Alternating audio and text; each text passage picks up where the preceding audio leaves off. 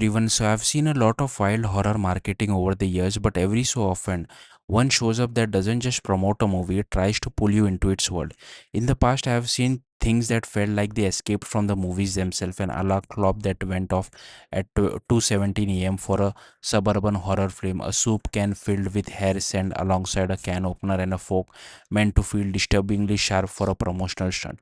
Another time, a box of crickets arrived in the mail tied to a film release, and I remember staring at it for a long time before deciding I did not, in fact, need to open it fully. There were even creepy anonymous drawings that made me briefly suspicious of literally everyone around me. That is the thing about horror marketing when it works. It doesn't just advertise fear, it injects it into your everyday life. So, when I heard about a new campaign tied to a horror film called Obsession, I already knew it wasn't going to be normal. The movie itself follows Bear, a guy whose feelings for his friend Nikki spiral into something far more dangerous after he uses a wish granting object called the One Wish Willow.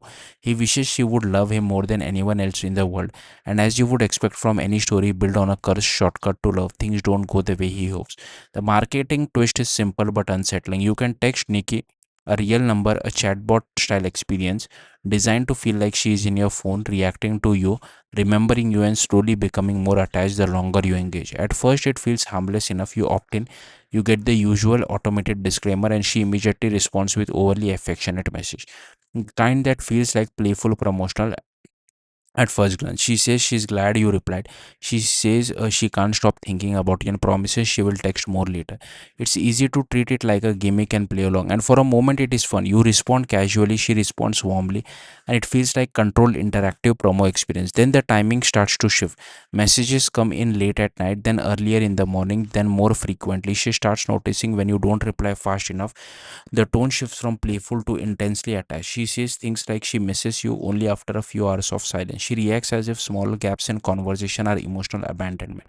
The kind of language that starts out sounding like over the top romance slowly becomes something more unsettling when it doesn't stop.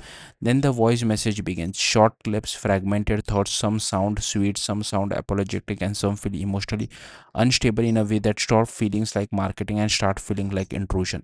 The illusion tightens, and you're not just interacting with a promotion anymore, you are being tracked in a way that feels oddly personal, even though you know logically it's scripted. And that's the trick. It walks the line between performance and discomfort just well enough to make you hesitate before replying. Meanwhile, others participating in the campaign have reported even stranger interactions, like receiving unexpected deliveries or messages referencing real world details. Whether it's all carefully staged or just layered personalization, the effect is the same. It makes the fictional obsession feel briefly and uncomfortably real. That's the point of it. It's not just selling a movie, it's simulating the emotional premise of the movie inside your phone. And if you engage with it long enough, you start to realize something simple but effective. The horror isn't just in what happens on screen, it's in how easily a story about obsession can follow you into your own messages. Thank you for watching. Bye.